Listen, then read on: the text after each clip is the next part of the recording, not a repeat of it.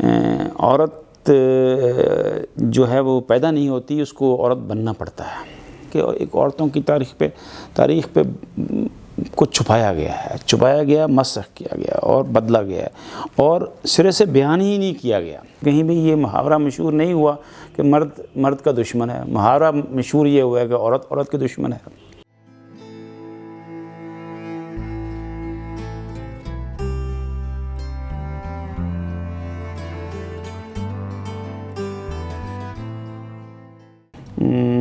ہمیں عورت کی محکومیت کی تاریخ بہت پرانی ہے۔ It is perhaps as old as the recorded history is۔ اس سے پہلے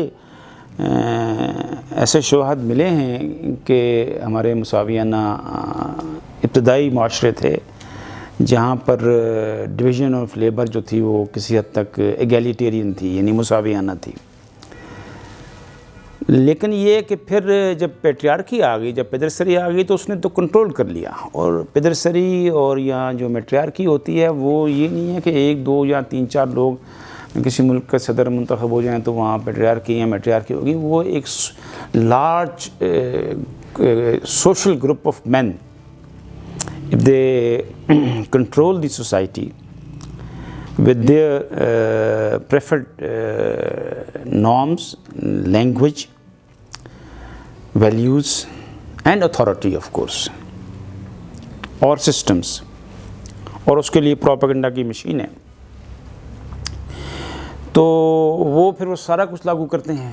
مثلا یہ کہ یہ دنیا کی ساری جنگیں جو ہیں وہ یعنی بغیر کسی استثناء کے، حابیل قابیل سے لے کر اور ابھی تک کی جو جنگیں ہو رہی ہیں، جو غزہ میں ہو رہی ہے یا جو یوکرین میں ہو رہی ہے، یہ مردوں کی جنگیں ہیں۔ میں ایک بالعموم اشارہ کر رہا ہوں، لیکن ہمارے اس خطے میں یہ اور کہیں بھی یہ محاورہ مشہور نہیں ہوا کہ مرد کا دشمن ہے، محاورہ مشہور یہ ہوا ہے کہ عورت کے دشمن ہے۔ تو یہ اس کی پروپیگنڈا مشینری ہے پیٹریارکی کی، کہ وہ بالکل برعکس جو ہے نا وہ ایک میسیج دیتی ہے۔ زبان تو اس نے بالکل بگاڑی اور زبان سے ہی پہلا وار کیا، سب زبانوں کے ذریعے، صرف یہ نہیں کہ ہماری زبان میں۔ اور ابھی فیمنسٹیں جو ہیں اسی کو بچانے کی کوشش میں ہیں، اپنا ایک ڈکشن لا رہی ہیں۔ ویسے بھی میسکلن بہت ہے، اردو میں بھی بہت ہے، باقی زبانوں میں بھی بہت ہے۔ تو یہ عورتوں کی ترقی کی تاریخ زیادہ پرانی نہیں ہے، یہ صرف 100 سال پہ محیط ہے، 100 ایئرس۔ 1900 میں سوائے 2 ملکوں میں، وہ بھی ایک نیوزی لینڈ تھا، وہ ایک عجیب ایکسیپشن ہے، وہاں پر بھی پچھلے کچھ عرصوں میں ایک وقت ایسا آیا تھا نیوزی لینڈ میں حال ہی میں کہ وہاں کی ساری کیبنٹ انکلوڈنگ پرائم منسٹر سب عورتیں تھیں۔ تو وہ ایک نیوزی لینڈ تھا اور ایک چھوٹا سا جزیرہ تھا، وہ دنیا کے کسی ملک میں عورت کو ووٹ کا حق حاصل نہیں تھا۔ In the beginning of the last century, we are not discussing remote past. تو 1918 میں شروع ہوا، 1918-19 میں یہ ووٹ کا حق ملا۔ آپ کو یہ سن کر بھی ہمیں یہ حیرت ہوتی ہے کہ جب ابراہم لنکن نے غلامی ختم کی اپنی 14th امینڈمنٹ کے ساتھ، اور 14th امینڈمنٹ کے ساتھ اس نے شاید 13th امینڈمنٹ یا 15th امینڈمنٹ کے ساتھ وہ اس نے اس وقت عورتوں کو black and white, both black and white عورتوں کو ووٹ کا حق حاصل نہیں تھا، بلیک مین کو بھی نہیں تھا، وائٹ مین کو حاصل تھا۔ تو اس نے بلیک مردوں کو یہ حق دیا، اور بلیک اس امینڈمنٹ کے تحت، اور black women and white women in دونوں کو نہیں دیا۔ اس کے بعد یہ تاریخی موقع تھا۔ ویسے تو تاریخی موقع ان کا جو ڈیکلیریشن آف انڈیپینڈنس ہے وہ بھی تھا، یہ بھی تو ایک قسم کی غلامی ہی ہے نا، سلیوری ہے۔ وہ جا کے 1918 میں پھر جو سیاہ فام اور سفید فام عورتیں تھیں ان کو حق ملا۔ یعنی even in racial discrimination frame work بھی میں بھی مردوں کو پریفرنس دی گئی، سیاہ فام عورتیں پیچھے رہ گئی، وہ ان کو ووٹ کا حق نہیں دیا گیا. تو وہ ملا، اور پھر اس کے ساتھ ساتھ سیاسی نمائندگی کا حق ملا. یہ سفرج موومنٹ تھی جو ہم اگر فیمنزم، جنڈر بعد میں آیا، جنڈر آیا یہ 1960 70 میں 80 میں، یہ یعنی اصطلاح جب عام ہوئی، اور وہ اس وقت ہوئی کہ جو پہلی ہماری فرسٹ ویو آف فیمنزم تھی، جس کو ہم فیمنزم کی پہلی لہر کہتے ہیں، وہ اس کا سینٹر یورپ اور نارتھ امریکہ تھا. وہاں یہ بڑی لڑائیاں لڑی گئیں، اور ان میں سے بہت بعض لڑائیاں تو بالکل، خاص طور پہ جو برطانیہ میں سفرج موومنٹ تھی، وہ تو اس میں ایک سفرجٹ موومنٹ بھی ایمرج ہوئی، تو ایملین پینکھسٹ کی، جو ایک قسم کی گوریلا وارفیئر تھی، وہ حملے کرتے تھے. تو سفرج موومنٹ اور property rights, suffrage and education, right to education, یہ پہلی جو فیمنسٹ ویو تھی اس کی خصوصیات تھیں. اس میں سے جو ایجوکیشن کا جو ایلیمنٹ ہے وہ بر صغیر پاک و ہند میں بھی نظر آتا ہے، وہ ترکی میں بھی نظر آتا ہے، اور وہ ایران میں بھی نظر آتا ہے، اور مصر میں بھی. لیکن پولیٹیکل رائٹس کا نہیں آتا، ایجوکیشن کا آتا ہے. تو کہنے کا مطلب یہ ہے کہ وہ جو ابھی بھی فرق دیکھتے ہیں، تو یہ فرق اس وقت بھی موجود تھا کہ جب ہماری خواتین جو اس وقت، ویسے تو یہ سب جن علاقوں کا میں نے ذکر کیا ہے، وہ ترکی میں تو خلافت عثمانیہ اس وقت کرمبل کر رہی تھی، اور کمال اتاترک، لیکن ایک پوری کھیپ تھی عورتوں کی. خالدہ ادیب خانم جیسی ریڈیکل عورتیں جو چیلنج بھی کرتی تھیں کمال اتاترک کو. اسی طرح ایران میں کانسٹیٹیوشن ریولوشن تھا، تو وہاں پر بھی.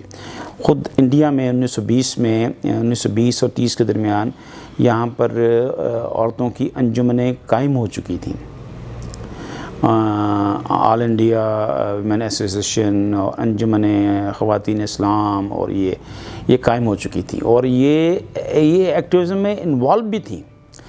یہ ایک عام ہے اس کا، جو ہماری بہت مشہور فیمنسٹ سیمون ڈی بوار ہیں، جنہوں نے سیکنڈ سیکس لکھی ہے، وہ انہوں نے بھی اور کئی اور لوگوں نے بھی لکھا ہے کہ ایک عورتوں کی تاریخ پہ کو چھپایا گیا، مسخ کیا گیا اور بدلا گیا، اور سرے سے بیان ہی نہیں کیا گیا.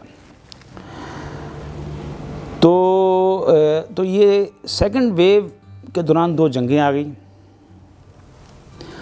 فرسٹ ویو جو 1914 میں یعنی جنگ شروع ہوئی، تو کہ 1918 میں جا کے ختم ہوئی.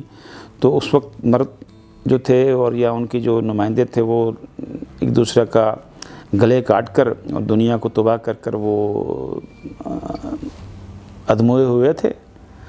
تو ان میں سکت ہی نہیں تھی کہ وہ کسی اپنے ملک کی لڑائی کا وہ سامنا کرتے. تو وہ اس وقت خیر ادھر روس میں انقلاب آ گیا تھا، اور جرمنی جو ہے وہ ریپبلک بنا 1918 میں. تو انہوں نے تو اس وجہ سے، لیکن یہ کہ جرمنی تو انوالو تھا فرسٹ ورلڈ وار میں، تو ان دونوں نے دیا. برطانیہ اور امریکہ میں چونکہ موومنٹس چل رہی تھی بہت عرصے سے، تو انہوں نے ہتھیار ڈال دیے. تو 4 بڑے ملکوں نے عورت کو ووٹ کا حق ان 2 سالوں میں دیا. فرانس یہاں پر سب سے پہلے فیمنسٹ موومنٹ شروع ہوئی.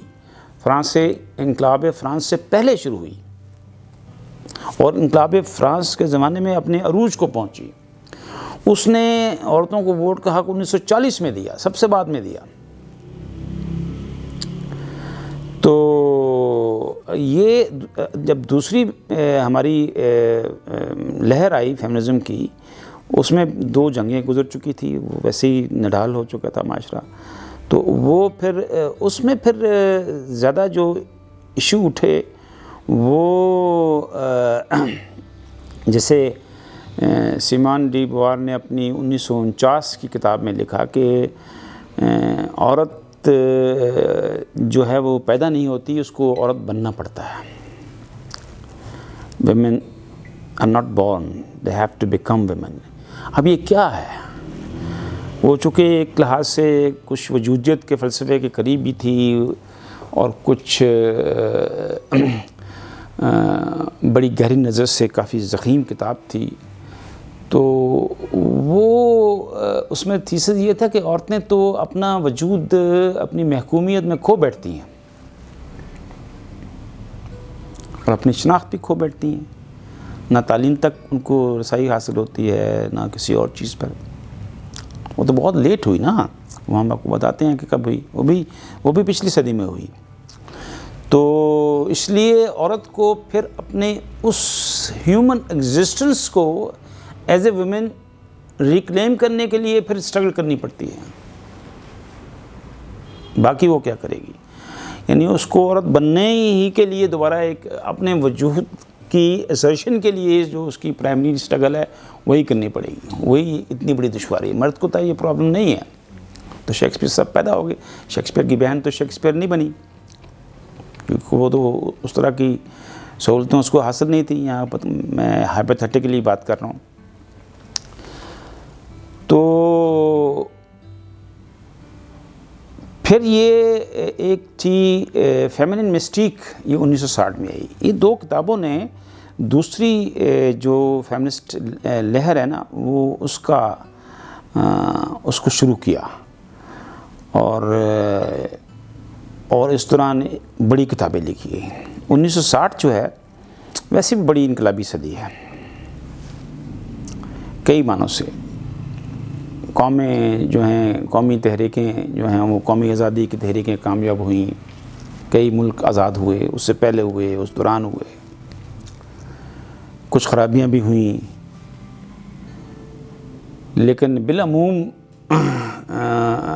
جو اس کے بعد اس دوران جو کولڈ وار تھی، کولڈ وار نے تھوڑا سا ایک سپیس تھی کہ وہ لوگ سوویت یونین اور امریکہ کے درمیان کے کیوبا کا جو وہ میزائل کرائسس تھا جس میں ان کا جھگڑا ہو گیا تھا اور دنیا پہلی دفعہ ایک ایٹمی تنازع کے قریب پہنچ گئی تھی، تو وہ نہیں ہوا. تو پھر اس کے بعد تھوڑا گرو کیا، لیکن گرو کرنے میں پھر وہ باہر نکل گئے. کینیڈی صاحب کہنے لگے کہ یہ جو ہے وہ کیا ہے، یوری گیگرین جو ہے یہ اسپیس میں پہنچ گیا، ہم نہیں پہنچے. اس نے بلا کے کیبنٹ کو کہا کہ the first man who lands at the moon must be an American.